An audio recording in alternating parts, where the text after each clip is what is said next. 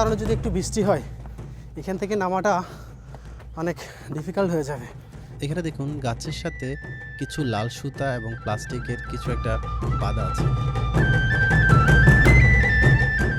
অনেকক্ষণ দাঁড়িয়ে থাকার পর দেখা মিলল বানরের। এখানে রয়েছে ছোট বড় অনেকগুলি মন্দির।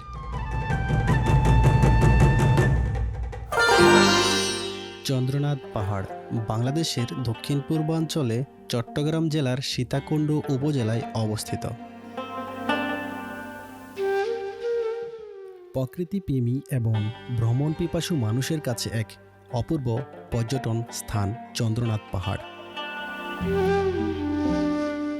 তবে এটা শুধু পর্যটন স্থানই নয়, চন্দ্রনাথ পাহাড়ের একদম চূড়ায় রয়েছে বিখ্যাত চন্দ্রনাথ মন্দির, যা সনাতন ধর্মের অনুসারীদের কাছে পবিত্র এক স্থান।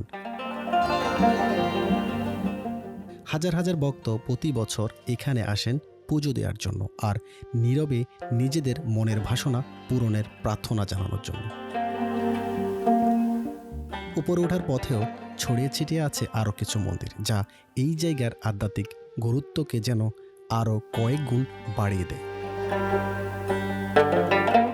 এই মন্দিরগুলির ভক্তদের উপস্থিতিই জানান দেয় এটি নিছক কোনো ট্রেকিং রুট নয়, এটি একটি তীর্থস্থান।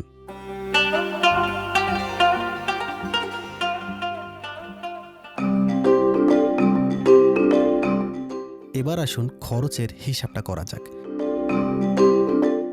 নোয়াখালী থেকে সকাল 8টায় রওনা দেই দুর্গন্ধযুক্ত সুগন্ধা বাসে করে ফেনীর উদ্দেশ্যে। ভাড়া জনপ্রতি 80 টাকা।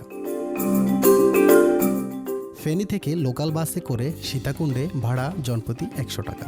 সীতাকুণ্ড নামার বাজার থেকে রিক্সা নিয়ে আমি চলে যাই 2 নং ব্রিজে। ভাড়া জনপ্রতি 30 টাকা। সেখান থেকে 20 টাকা দিয়ে জনপ্রতি একটি করে লাঠি নিয়ে উঠতে শুরু করি পাহাড়ের চূড়ায়। চন্দ্রনাথ পাহাড় থেকে নেমে আমরা দুপুরের খাবার খাই স্থানীয় এক হোটেলে। খরচ জনপ্রতি 260 টাকা। সর্বমোট যাওয়া আসা মিলিয়ে আমাদের খরচ হয়েছে জনপ্রতি 700 টাকা।